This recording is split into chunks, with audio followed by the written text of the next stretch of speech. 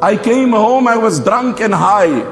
My mom seen me, atamayalu fi mashyi. I am stumbling and I am walking. So my mom came to me and she said, "Oh my son, akhiru yawmin min Sha'ban, awwalu yawmin min Ramadan, yusbihu an-nasu suwama wa tusbihu sakran." Oh my son, it's the last day of Shaban. It's the eve of Ramadan. Even the sinners gave up their wrong and they also fasting, and you are drunk.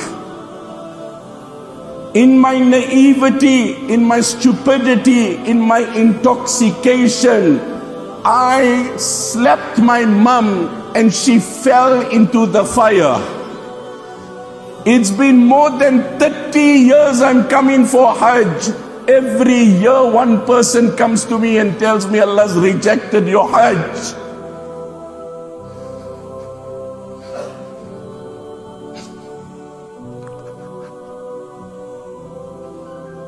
I'm saying make tawbah while your mother is alive. Make tawbah while your mom is alive.